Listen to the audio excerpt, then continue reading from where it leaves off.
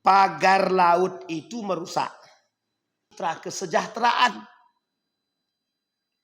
Sama Pak, persoalan korupsi itu merusak. Kerusakan di muka bumi ini itu disebabkan oleh ulah tangan manusia itu sendiri. Kita terus diberikan oleh Allah, mohon maaf ya, masalah banjir, kebakaran, gunung meletus, dan lain sebagainya yang tak habis-habis. Itu harusnya kita introspeksi diri. Negara yang penuh keberkahan, sedikit dia tak mengeluh, banyak dia bersyukur. Sekarang enggak begitu. Dikasih sedikit, makin rakus dia Pak. Jadi penyakit kita hari ini, kerusakan yang paling terjadi, yang paling nampak hari ini, itu disebabkan karena kerakusan itu. Rakusnya manusia terhadap dunia hari ini menyebabkan yang lain dapat imbas.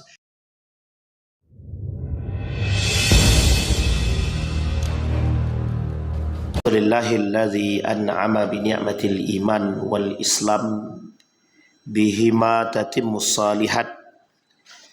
Ashhadu an la ilaha illallah wahdahu la syarika lah wa ashhadu anna Muhammadan abduhu wa rasuluh la nabiyya ba'd.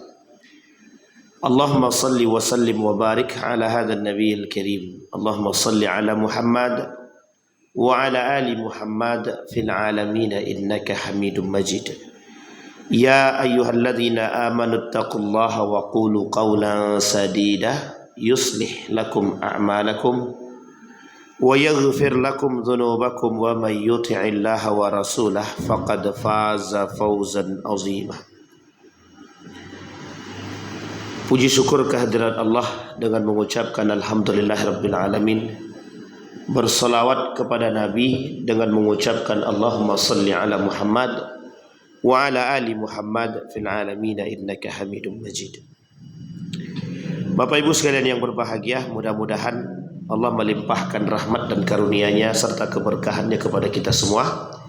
Mudah-mudahan di malam hari ini atau di subuh hari ini Allah menjadikan kita orang-orang yang istiqamah dalam kebaikan dan ketaatan, dan insya Allah kita yang hadir di subuh hari ini husnul khatimah. Bagi orang tua kita yang telah mendahului kita, Allah tempatkan di tempat terbaik di sisinya, Allah terima amal ibadahnya. Bagi orang tua kita yang masih hidup, Allah sehatkan, Allah kuatkan, Allah istiqamahkan dalam ibadah, dan insya Allah Allah jadikan orang tua yang baik, yang saleh ataupun salehah. Amin ya rabbal alamin. Baik Bapak Ibu sekalian yang berbahagia, di subuh hari ini saya ingin mengangkat atau mencoba menjabarkan kepada kita semua belajar bersama tentang surat Ali Imran ayat ke-69 sampai ke-74.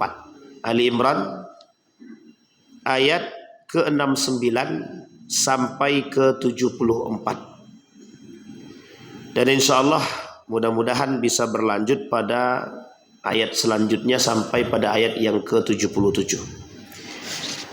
Kata Allah di dalam Al-Quran, dalam surat Ali Imran, waddat ta'ifatum min ahlil kitabi law yudillunakum wa ma yudilluna illa anfusahum wa ma yash'urun ya ahlal kitab lima takfuruna bi ayatillahi wa antum tashhadun.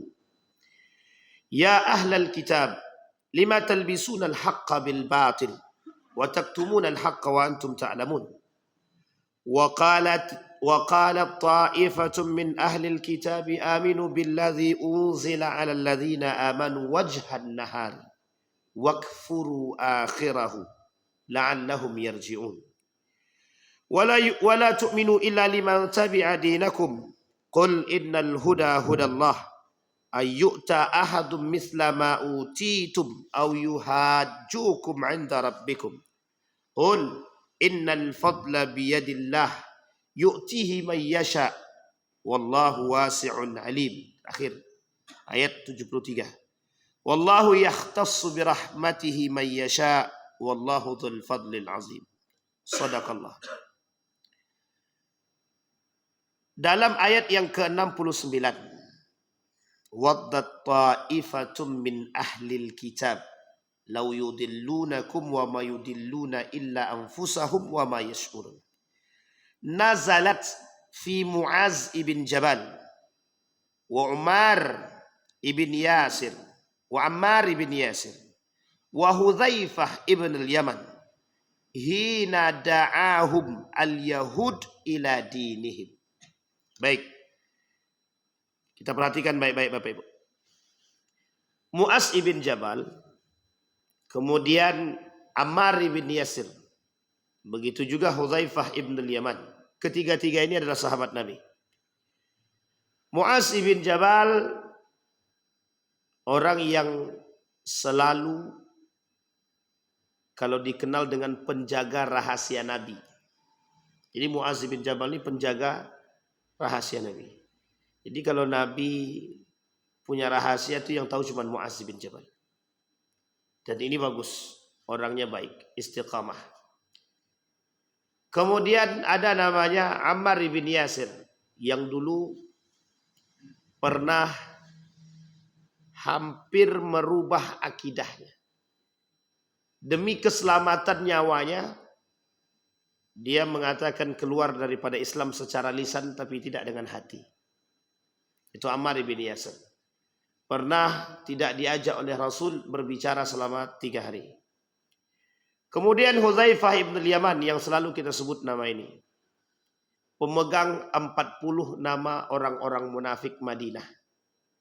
Jadi Hudzaifah ibn al-Yaman pemegang nama orang-orang munafik, ada sekitar 40 yang dirahasiakan dia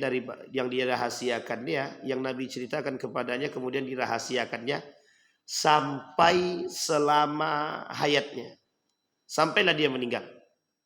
Sampai-sampai Umar bin Khattab bertanya kepada Hudzaifah ibn al-Yaman, apakah di antara 40 itu ada namaku, kata Umar bin Khattab. Hudzaifah cuma tersenyum dan tidak menjawab. Sampailah dia meninggal, Hudzaifah tidak mengatakan. Tapi orang sekarang tidak. Nampak satu aib orang tersebar kemana-mana. Satu baru. Ini munafik. Nifaknya seseorang itu dipegangnya. Dan tidak pernah dikasih tahu. Tapi kalau orang sekarang tak berlaku itu. Orang sekarang itu justru tajassus. Tahu tajassus ibu? Bapak-bapak tahu tajassus? Mencari kesalahan orang lain. Selain daripada mencari kesalahan orang lain. Ini kerjaan buzzer. Haters. Di mana ada letak kesalahan seseorang, di situ keluar dia. Di mana ada letak kesalahan, ada terus. Dicarinya sedapat mungkin. Maka bahasanya buzzer atau haters. Haters itu pembenci. I hate you. Aku benci kepadamu. Para pembenci namanya haters. Nah, orang-orang para pembenci ini akan selalu mencari kesalahan kita. Jadi Bapak Ibu, kalau Bapak Ibu ada orang duduk dengan Bapak Ibu yang menceritakan akan orang lain, dia benci terhadap si A dan dia ceritakan kepada kita, tinggal tunggu saja kapan jadwal kita diceritakan kepada orang lain. Ada masa dia tidak suka dengan kita. Maka kata Allah dalam Al-Quran, jangan terlalu membenci, bisa jadi itu yang engkau cintai. Jangan terlalu mencintai, bisa jadi itu yang engkau benci. Dan itu Allah sebutkan dalam Al-Quran dalam surat Al-Baqarah. Nah, kembali kepada poin tadi Bapak Ibu sekalian yang berbahagia. Ketiga-tiga ini mengajak orang lain untuk masuk ke dalam Islam, ke dalam agama mereka. Agamanya Hudzaifah ibn al-Yaman, agamanya Ammar bin Yasir, agamanya Muaz bin Jabal. Ketiga-tiganya sahabat Nabi dan dekat kepada Nabi. Dan orang-orang unik nih tiga-tiga. Punya keunikan tersendiri. Yasir terkenal dengan kekuatannya. Kemudian Hudzaifah terkenal dengan kecerdasannya, keanehannya, kegaribannya. Begitu juga Muaz bin Jabal yang hafalan kuatnya. Muaz bin Jabal, kata para ulama hadis begitu. Nah, kata Nabi, kata Allah di dalam Al-Quran, waddat ta'ifatum min ahlil kitab law yudillunakum. Persoalan ahlul kitab, mau dia masuk Islam atau tidak masuk Islam sekalipun, kata dia. Itu persoalan hidayah. Innaka lan tahdi man ahbabta walakinnallaha yahdi man yasha. Urusan hidayah itu urusan Allah. Yang mengajak, memang kita punya usaha untuk mengajak orang untuk masuk ke dalam agama kita atau melakukan kebaikan. Tapi penentu segalanya itu bukan manusia. Penentu segalanya adalah Allah. Dan ini disampaikan. Maka singkat cerita dalam ayat yang pertama ini, dalam surat Ali Imran ayat ke-69 ini, orang yang ingin mengajak siapapun ke dalam kebaikan dan termasuk kepada agama dia, silahkan tidak dipermasalahkan. Tapi berusahalah, hanya saja yang perlu disadari, segala sesuatu itu tergantung kepada Allah. Kemudian Allah kata, wa mayudilluna illa anfusahum wa mayash'urun. Engkau tidak perlu memaksakan mereka masuk ke dalam agamaku, kata Allah, atau ke dalam agama Islam. Sesungguhnya kesesatan itu akan selalu menyertai kepada orang-orang yang tidak mau kembali kepada Islam. Sampai di sini bisa dipahami Bapak Ibu ya. Jadi Bapak Ibu sekalian yang berbahagia, kokohkan iman kita dengan keislaman kita. Innad dina indallahil Islam. Agama yang paling benar itu, ini saya kasih tahu Bapak Ibu, agama yang paling benar dan satu-satunya yang benar, kata Zainuddin MZ, itu cuma Islam, tidak ada agama yang lain. Sehingga mengokohkan diri, mengistiqamahkan diri, berpegang teguh betul, qabduddin, berpegang kuat dengan agama, itu adalah fitrah kita sebagai umat muslim. Fitrah kita sebagai umat manusia. Jadi berislam ini kewajiban, fitrah, bukan pilihan. Kalau di negara kita, memilih agama itu haknya masing-masing. Dan diatur oleh undang-undang.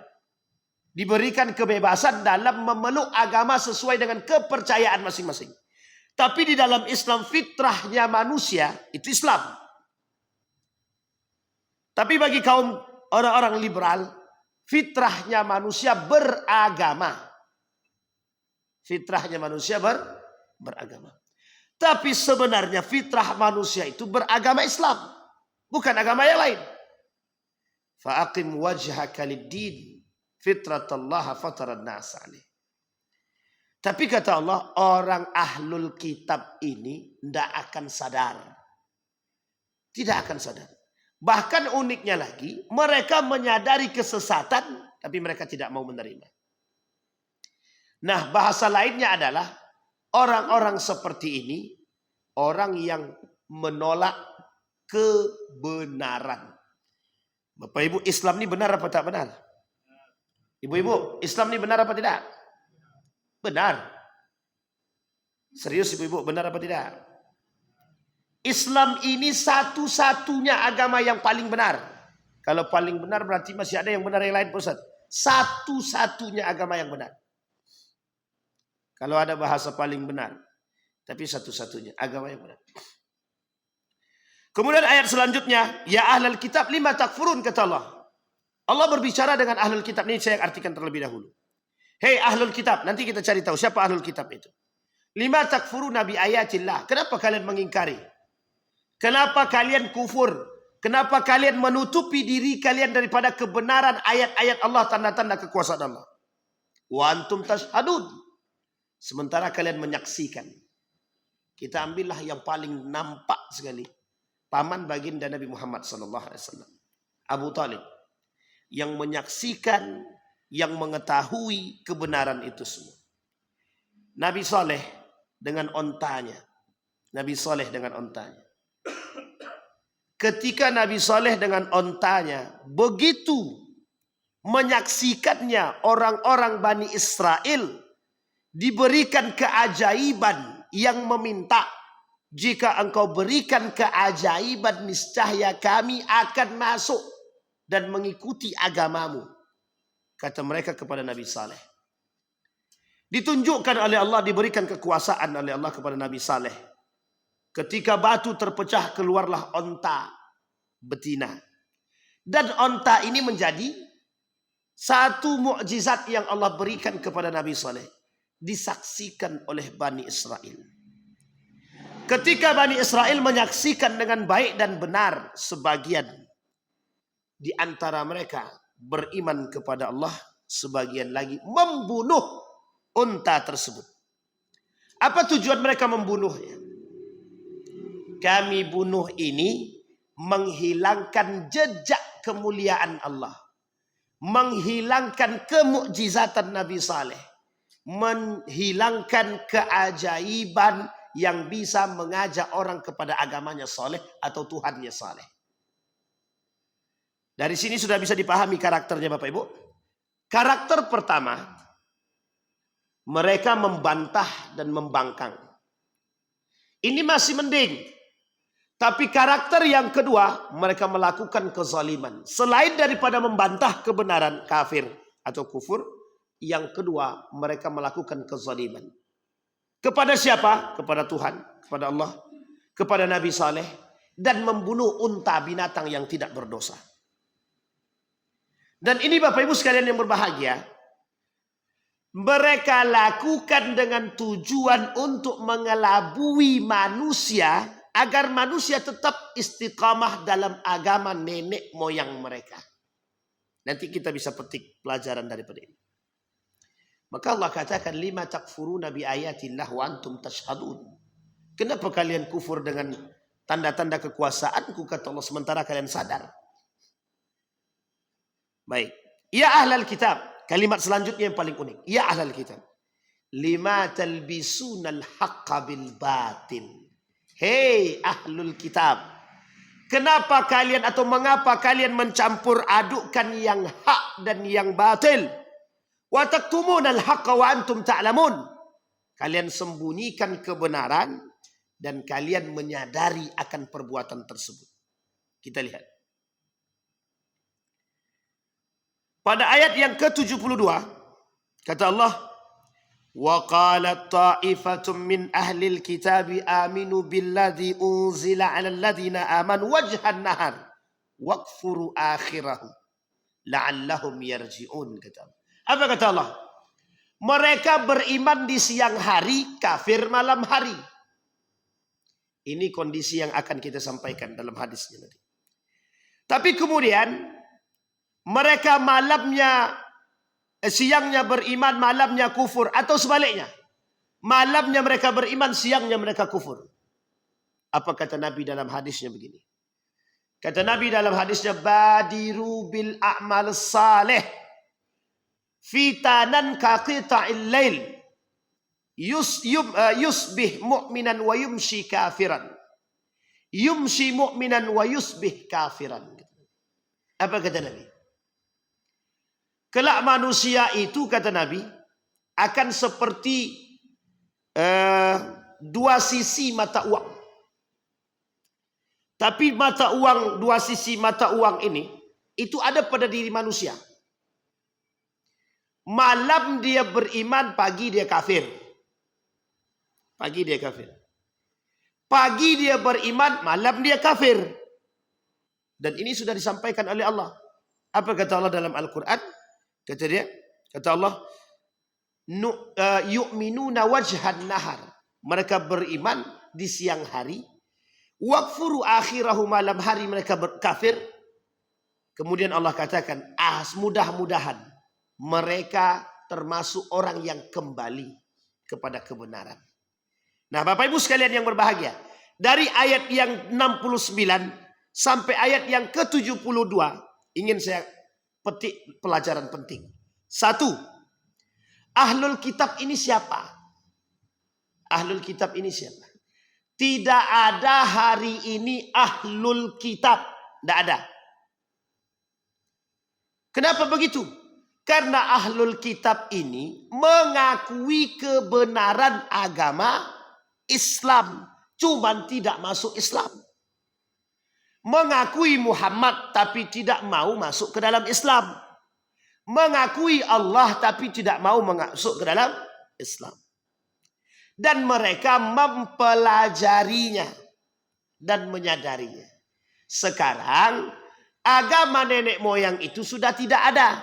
Agama-agama yang lain itu sudah berubah semua.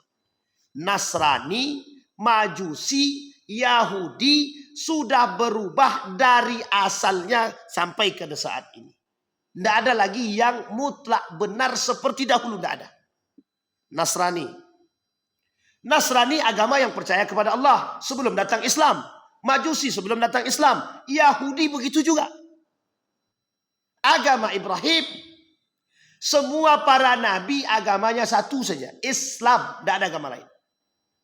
Tapi dulu orang-orang Nasrani mempelajari kitab. Orang-orang Majusi mempelajari. Orang-orang kemudian Yahudi juga mempelajari. Ada kitab Taurat, Zabur, dan Injil. Ketiga-tiga kitab ini sudah tidak ada yang sesuai dengan yang dahulu. Tidak ada lagi. Maka kalau dulu berisikan tentang tauhid kepada Allah, turunnya Al-Quran itu salah satu alasannya adalah melengkapi semua kitab-kitab yang lain.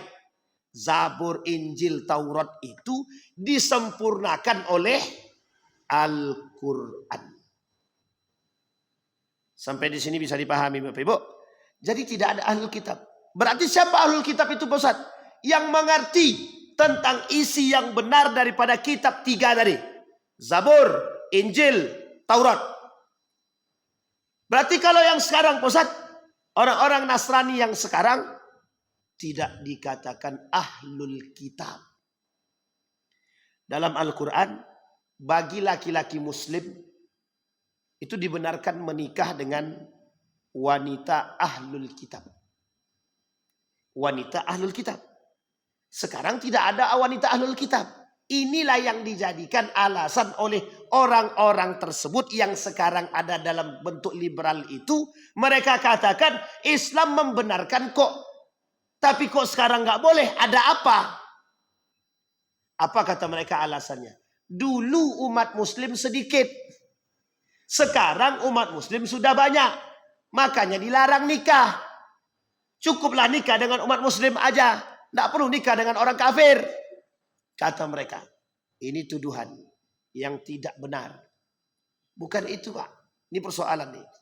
Jadi kita perlu paham dulu ahlul kitab itu siapa. Sehingga kita bersadar.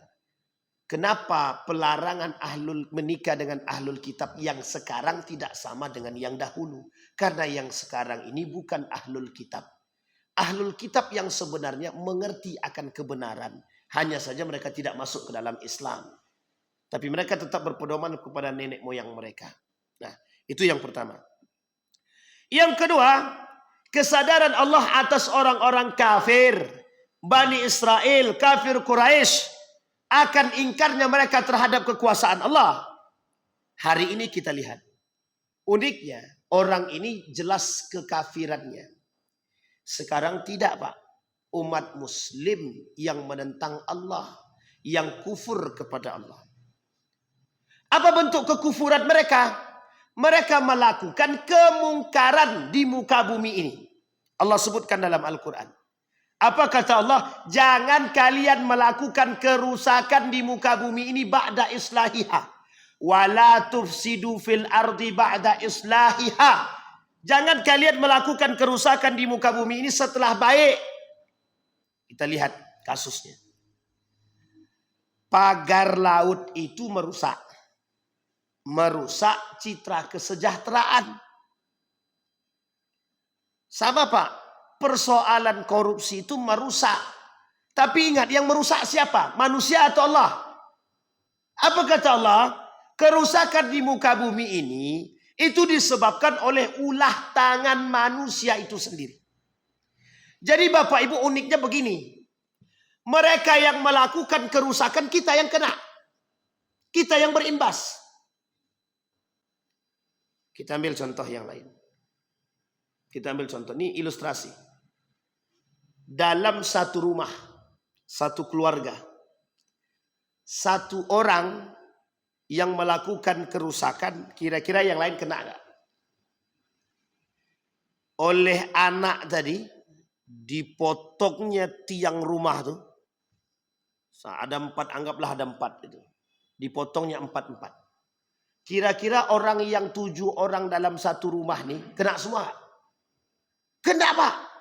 Sekarang pertanyaannya, ada nggak di antara 7 nih yang baik? Yang baik, ada. Tapi kenapa kok ikut kena juga? Sampai di sini paham? Karena ketika anak itu memotong tiang itu tidak ada yang mengingatkan. Tidak ada yang melawan. Ketika anak tadi yang memotong tiang tidak ada yang melawan, tidak berani melawan, apa yang terjadi? Kita terima. Kita ikut kena. Sampai di sini bisa dipahami. Ini wujud pengingkaran terhadap kekuasaan Allah. Kemungkaran yang terjadi itu gara-gara mereka mengingkari syariat Allah, mengingkari kewajiban dia kepada Allah. Ini poin penting, Pak. Dan ini sudah Allah sebutkan. Ayat ini bukan untuk kafir Quraisy. Ayat ini bukan hanya untuk orang Bani Israel, tapi juga untuk kita. Karena hari ini saking banyaknya umat muslim yang melakukan penentangan kepada Allah, umat muslim. Coba bayangkan. Kalau dulu orang membunuh manusia itu bagaimana caranya? Ambil pedang, sayat lehernya, selesai, Pak. Mati. Sekarang tidak. Ambil hartanya, jarah dia, mati perlahan. Lebih sakit mana? Lebih sakit mana? Orang yang tidak makan mengemis dari ujung ke ujung jalan, tidak ada satupun yang perhatian. Pada hakikatnya tiba-tiba ditemukan mayat meninggal.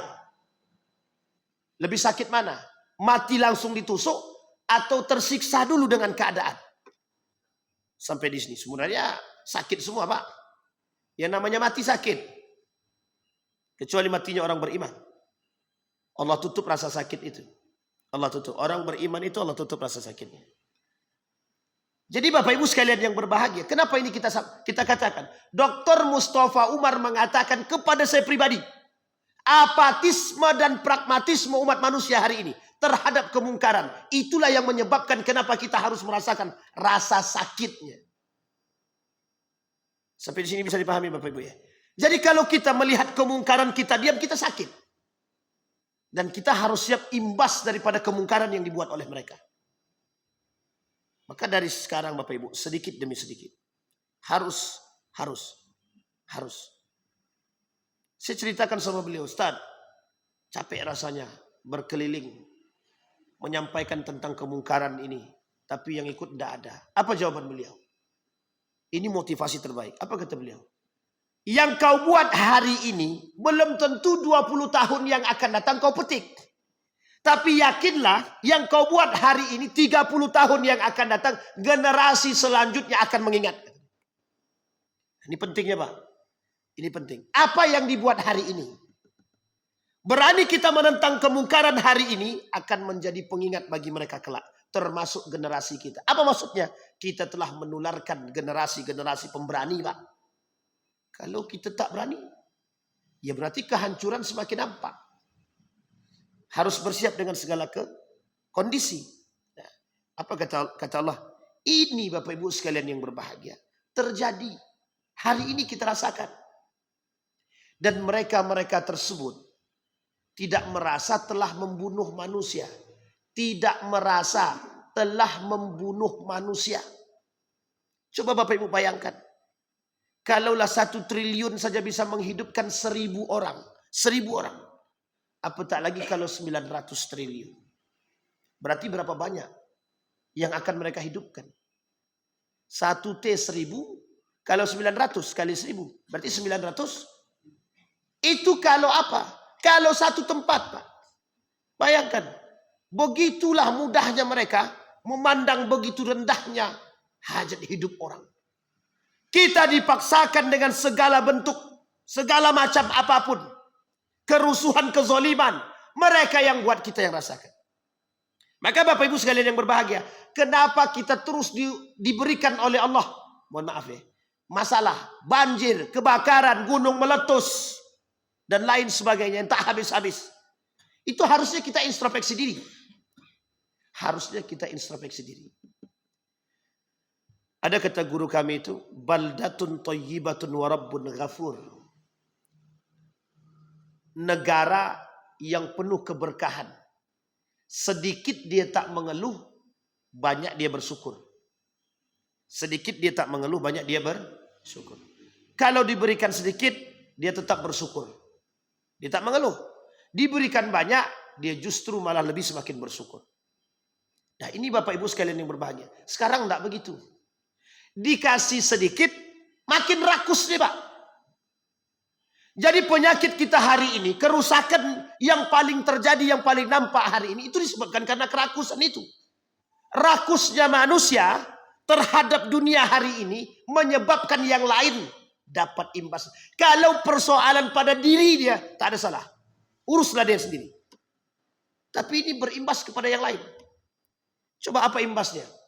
Dari hasil korupsi yang sekian ratusan triliun itu, apa imbasnya? Dipotong semua. Semua dipotong. Kan begitu kata Dr. Mawardi Muhammad Saleh.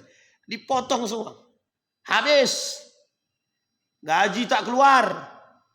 Honorer potong. Tidak ada lagi honor-honor. Kan begitu. Tidak boleh lagi pemerintah buat acara-acara apapun. Tidak bisa. Duit tak ada. Apa yang mau dibuat? Sampai di sini bisa dipahami Bapak Ibu. Baik. Uniknya Bapak Ibu. Kalau dulu waktu kami di Yogyakarta itu. Kalau ngisi di beberapa universitas itu. Ngisi kajian aja pakai pajak. Ngisi kajian dikasih pajak. Itu masih ingat betul itu. Ustaz, tolong tanda tangan pesatnya. Apa ini? Ini tanda tangan pelaporan Pak Ustaz. Ada pajaknya soalnya. Saya bilang ketawa saya Pak. Dulu tidak ada namanya gaji guru itu pakai gaji dosen itu pakai pajak-pajak itu tidak ada. Sekarang wajib pajak, wajib pajak. Kalau dulu akumulasi, kalau tidak sekarang setiap apapun duit yang keluar ada pajaknya. 10%. Kan lumayan tuh. Dan lain sebagainya. Nah kemudian Allah kata, ya ayyuhalladzi, ya ahlal kitab lima talbisuna al-haqqa bil batil. Ahlul kitab, kenapa kalian campur adukkan yang hak dan yang batil? Bukan hanya ahlul kitab. Kita umat muslim banyak yang melakukan mencampur adukkan yang hak dan yang batil. Bayangkan hari ini, saking bercampurnya yang hak dan yang batil, tidak nampak yang hak itu yang mana, yang batil itu tak nampak lagi. Nah ini yang terjadi sekarang. Orang-orang, makanya kelak korupsi itu hal yang biasa. Korupsi itu bukan hal yang ditakutkan, hal yang biasa. Bukan masuk dalam kategori dosa besar kelak di hari akhir, di akhir zaman. Dulu orang mencuri takut betul Pak, sembunyi-sembunyi kan kalau mencuri. Malam hari. Saking nggak punyanya betul. Orang dulu mencuri itu cuma karena satu aja. Betul-betul nggak punya. Kalau sekarang mencuri itu bukan betul-betul nggak punya. Memang karena pengen punya. Dibukanya pintu rumah orang. Diam-diam. Sembunyi-sembunyi. Sekarang kan tidak.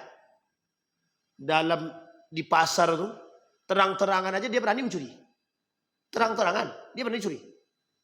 Coba bayangkan. Sekarang ini tidak mencuri lagi. Namanya perampok. Tuh kayak mereka-mereka yang rakus di atas itu tuh perampok semua itu. Perampok. Tapi kan kita nggak bisa ngapa-ngapain tuh. Mengapa mereka mencampur adukkan ini? Apa tujuannya? Tujuan mencampur adukkan yang hak dan yang batil ini Bapak Ibu sekalian yang berbahagia. Satu saja. Biar kita ini tidak nampak mana yang hak dan mana yang batil. Biar kita ini mengikuti. Yang kita ikuti itu kita tidak sadar apakah yang hak, apakah yang batil. Kita tidak nampak lagi sekarang. Bukti nyatanya apa? Bukti nyatanya. Ada orang mengatakan suap itu haram, tapi dia menerima suap. Ada orang yang mengatakan pacaran itu haram, tapi dia pacaran. Uniknya itu lebih berbahaya itu Pak.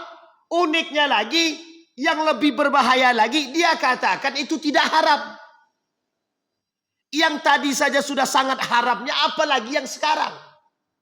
Sampai di sini paham? Dia mengatakan suap itu haram, tapi dia terima. Dia katakan korupsi itu salah, tapi dia lakukan. Dia katakan pacaran bergandengan tangan, berduaan dengan laki-laki berzina itu haram, tapi dia perbuat. Yang uniknya lagi, yang paling berbahaya lagi, yang masuk dalam kategori talbis, mencampur adukkan tadi, atau ibtilas. Apa yang mana?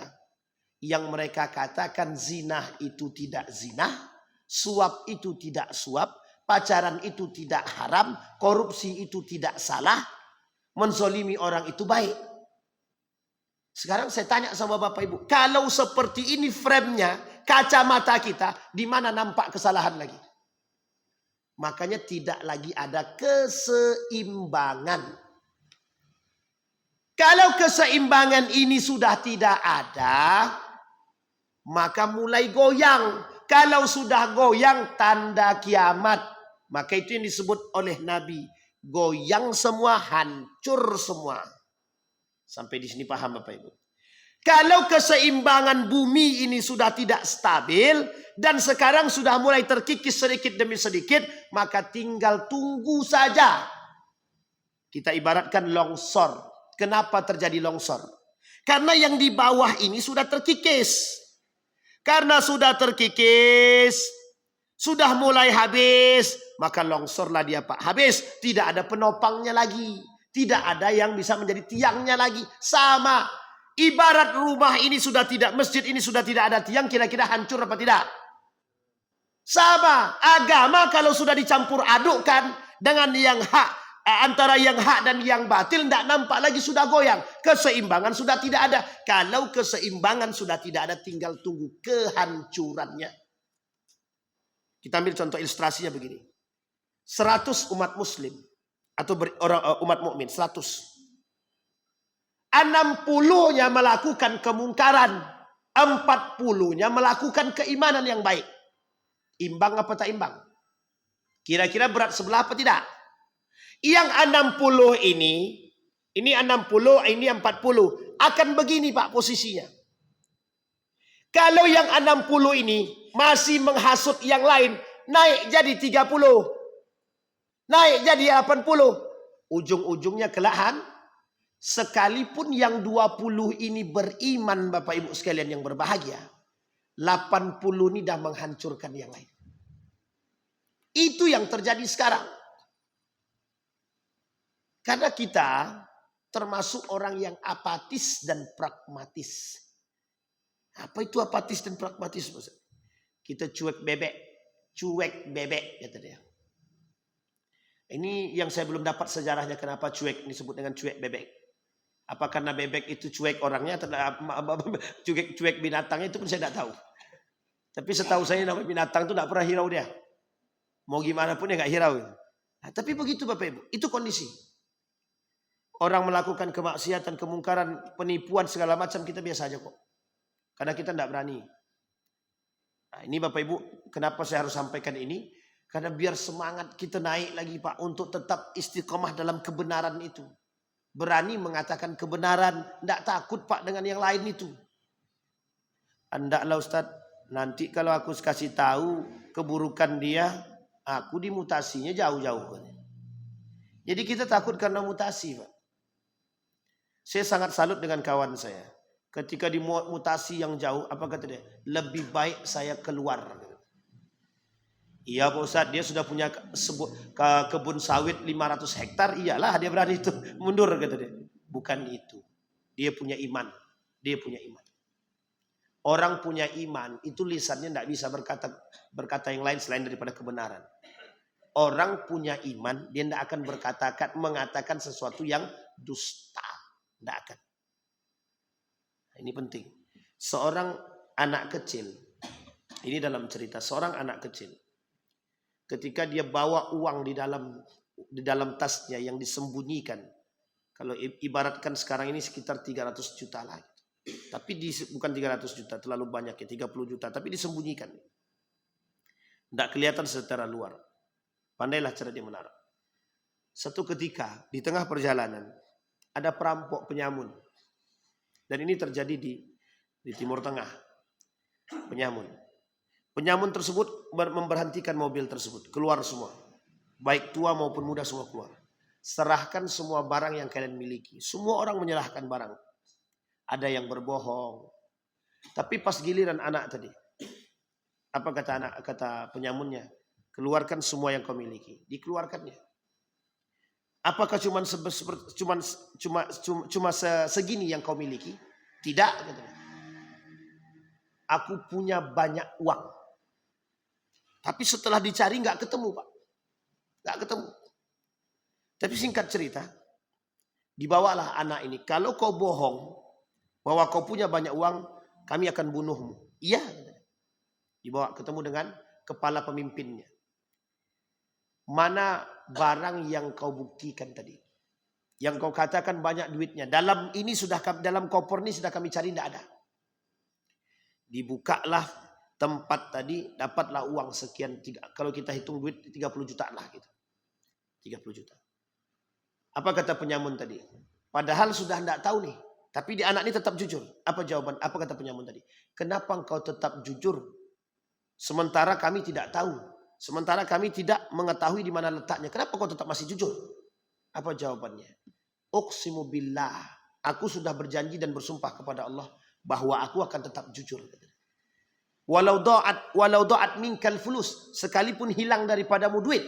Apa jawaban anak tadi? Walau da'at minil haya. Sekalipun taruhannya hidupku, kata dia. Bertaubat, Pak. Penyamun tadi bertaubat. Bertaubat. Apa kata kepala pemimpin penyamun tadi? Kembalikan semua uang orang-orang yang kita ambil hari ini. Bertobat, Pak.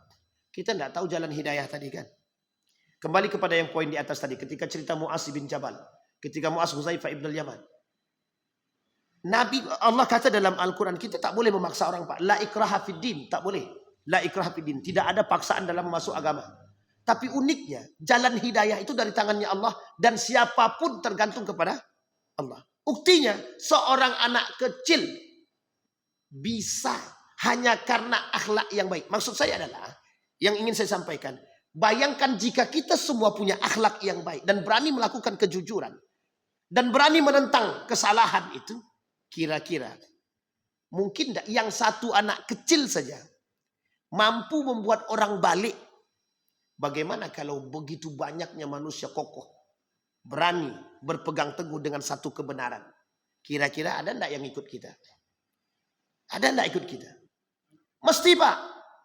Orang sudah capek berbuat jahat, pasti cari kebenaran.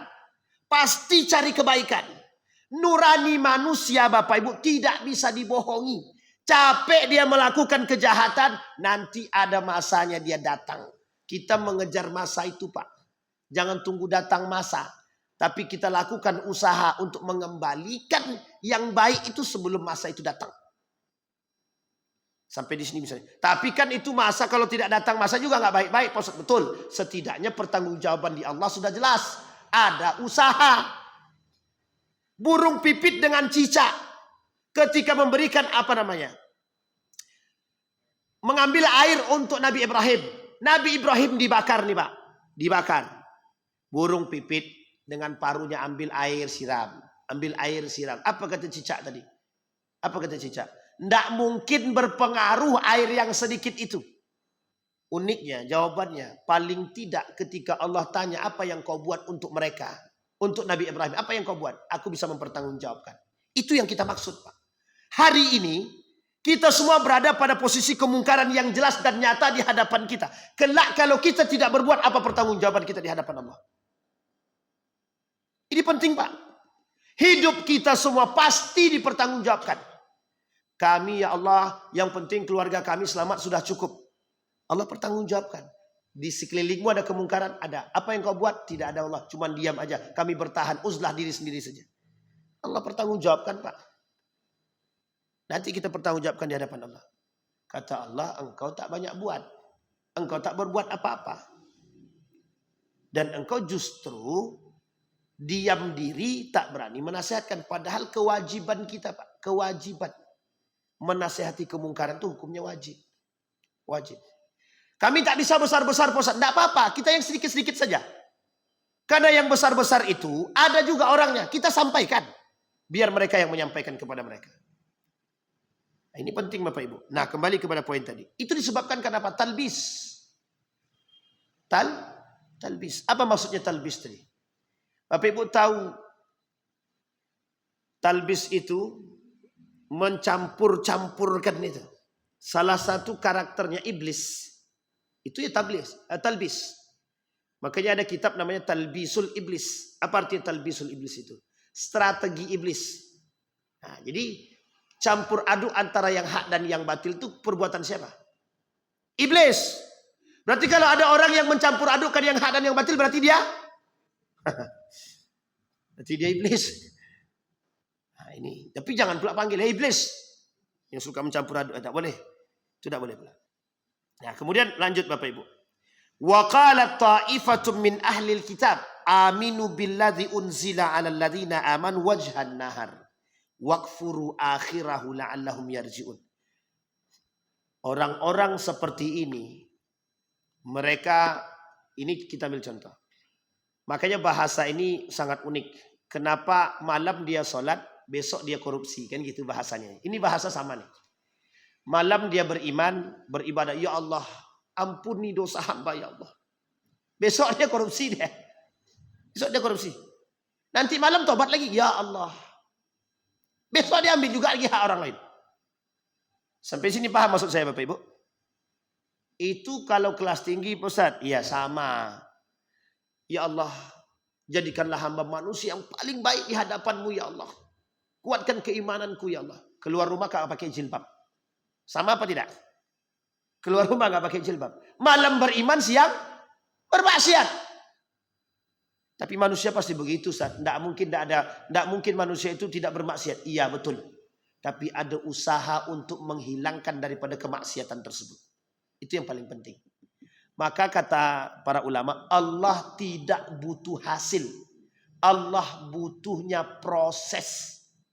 Proses. Perjuangan kita melawan kemungkaran itu proses. Meski nanti hasilnya kita tidak tahu, itu tidak urusan. Allah butuhnya proses, bukan hasil. Seperti burung pipit tadi. Allah sekecil apapun yang kita buat, pasti Allah perhitungkan. Itu pasti Pak. Pasti. Seperti misalkan Masjid Jamiatul Zahidin.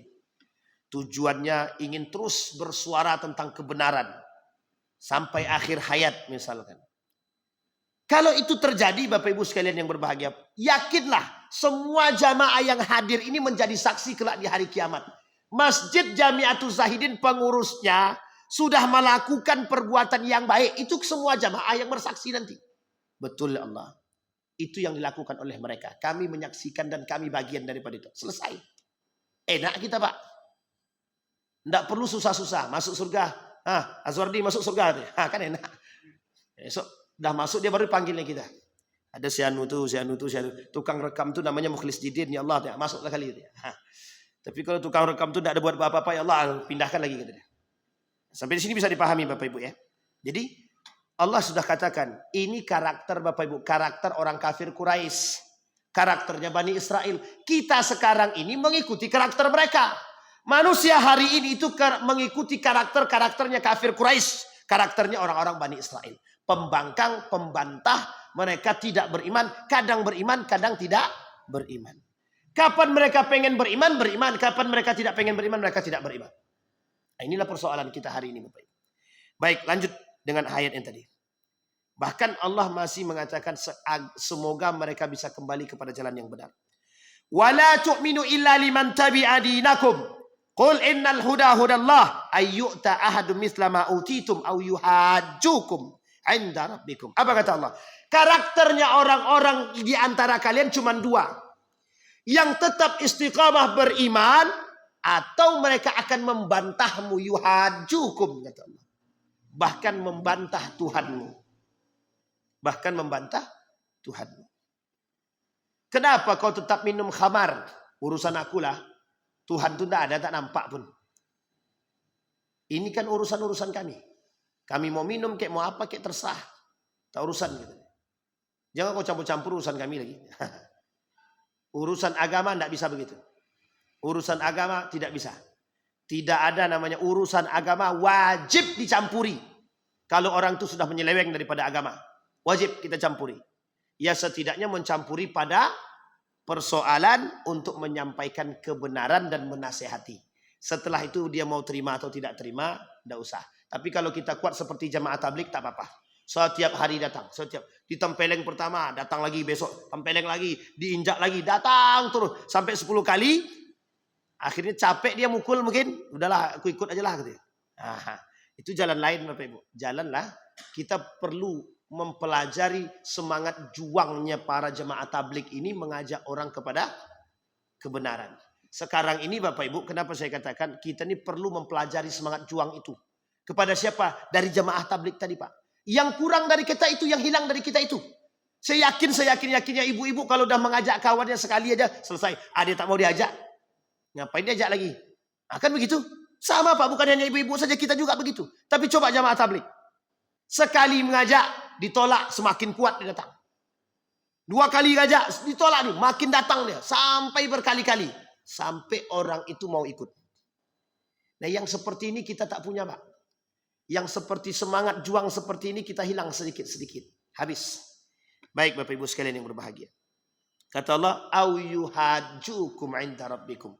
Bahkan mereka akan menentang kalian atas nama Tuhan mereka, atas nama Tuhan kalian. Kemudian, qul innal fadla biyadillah. Keutamaan itu, hidayah itu kata Allah hanya datang dari Allah. Yu'ti mayyasha, yang Allah berikan kepada orang yang Allah kehendaki. Wallahu wasi'un alim. Apa kata Allah? Allah memiliki keluasan pengetahuan. Hanya Allah yang tahu. Kemudian kalimat penutup, yakhtassu birahmatihi mayyasha wallahu dzul fadlil azim. Ini poin penting yang ingin kita garis bawahi. Yakhtassu birahmatihi. Apa maksudnya yakhtassu birahmatihi? Semoga kita yang hadir ini orang yang dikhususkan oleh Allah dalam rahmatnya. Siardi, kau pokoknya harus tetap begitu. Sekalipun lawanmu banyak, orang tak suka dengan dirimu, tapi kau tetap benar, kokohkan dirimu. Karena kelak Bapak Ibu, kawan kita sedikit. Kawan orang yang benar itu sedikit.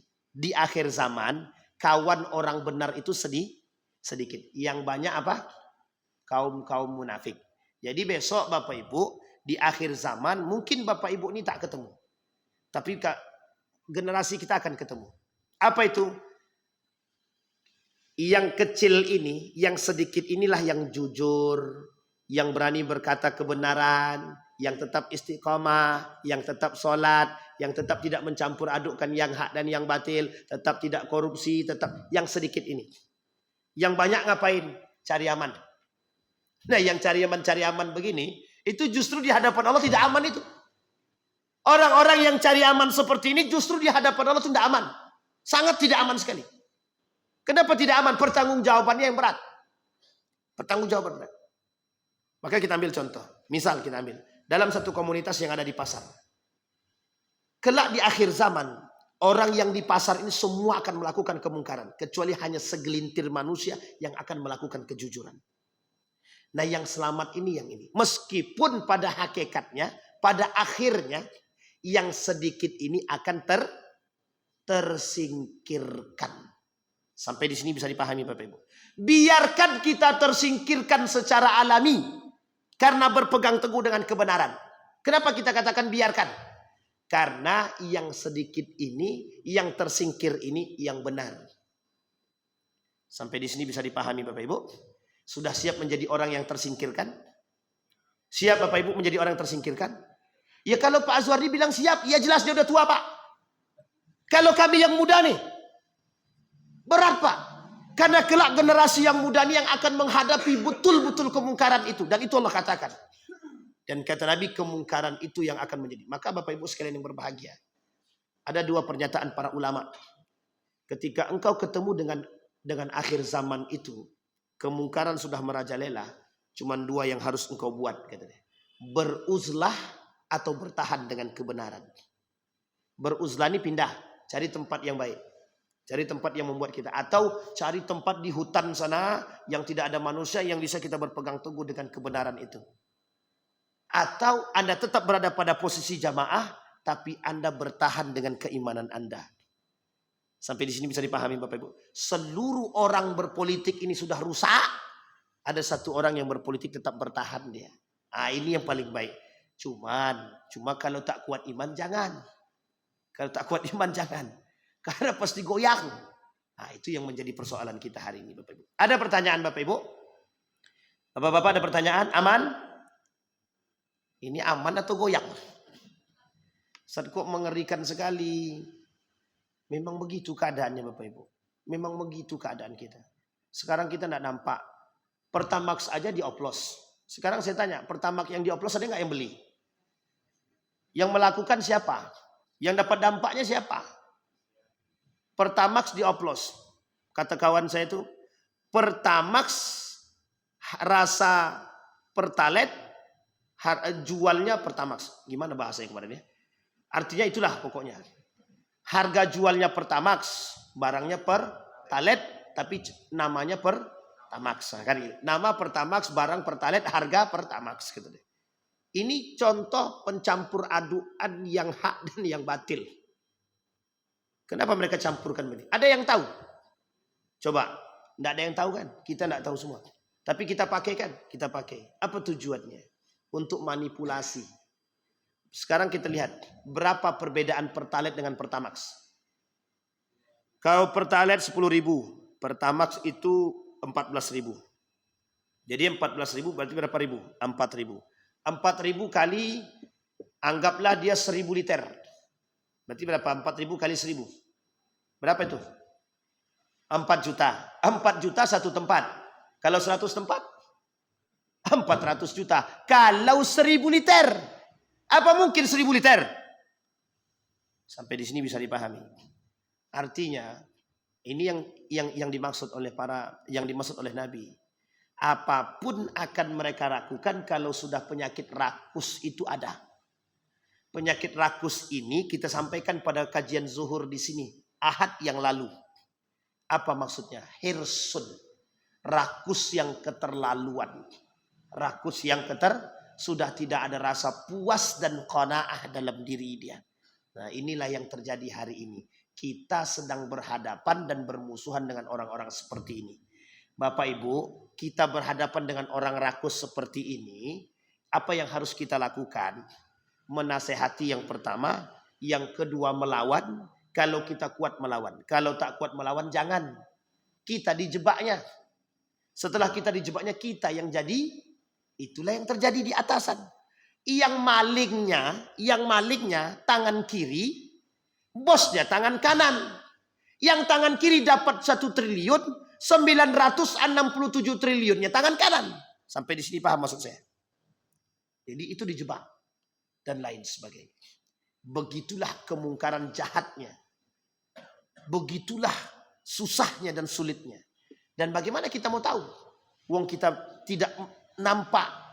Kemungkaran itu tidak jelas. Subhatnya itu dah begitu. Itulah yang terjadi. Maka Bapak Ibu sekalian yang berbahagia. Tetaplah bertahan dengan kondisi kita yang hari ini. Yang kuatkan iman. Makanya kenapa Bapak Ibu sahabat itu berdoa. Meminta begini kepada Allah. Ya Allah.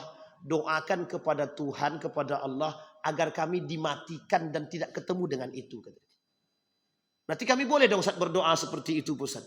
Kalau sudah nampak betul, data ada lagi, masjid isinya orang baik, berdoalah, tak ada masalah. Tapi masjid ini masih banyak isinya orang baik. Masih banyak masjid Nurul Yakin, Nurul Iman, dan masjid-masjid yang lain, yang masih baik. Artinya adalah, masih ada peluang bagi kita untuk tetap bisa bertahan. Kita masih punya komunitas. Bangunlah komunitas-komunitas yang baik. Agar kita bisa menjadi orang yang bermanfaat. A'udzubillahi minasyaitonirrajim. Bismillahirrahmanirrahim. Alhamdulillahirabbil alamin. Hamdan syakirina, hamdan naimin, hamdan yuafi ni'amahu wa yukafi'u mazidah. Ya Rabbana lakal hamdu kama yanbaghi li jalali wajhikal karim wa 'azimi sultanik. Allahumma faqihna fid din wa 'allimna ta'wil. Allahumma a'inna ala dzikrika wa syukrika wa husni ibadatik. Allahumma ighfir lana dhunubana wa dhunuba walidina warhamhuma kama rabbayana shighara. Allahumma ij'al tajammu'ana tajammu'an marhumah waj'al tafarruqana min ba'dihi tafarruqan ma'sumah. Allahumma khtimna bi husnil khatimah wa la takhtimna illa bi husnil khatimah. Allahumma thabbit qulubana bil iman wa tahhir qulubana bil iman ya rabbal alamin. Allahumma zakki nufusana ya rabb. Allahumma zakki nufusana ya arhamar rahimin. Allahumma ij'alil qur'anal azima rabi'a qulubina wa nura sudurina wa jilaa ahdanina wa dhihaba humumina wa ghumumina. Allahumma ighfir lahum warhamhum wa'afihim wa'fu anhum wa akrim nuzulahum wa wasi' madkhalahum waj'alil jannata maswahum. Allahumma kfina bihalalika an haramik ya rabbal alamin. Allahumma kfina bihalalika an haramik ya Allah. Allahumma jannibna minal muharramat. Allahumma jannibna min munkaratil akhlaq. Rabbana atina fid dunya hasanah wa fil akhirati hasanah wa qina azaban nar. Walhamdulillah rabbil alamin. Assalamualaikum warahmatullahi wabarakatuh.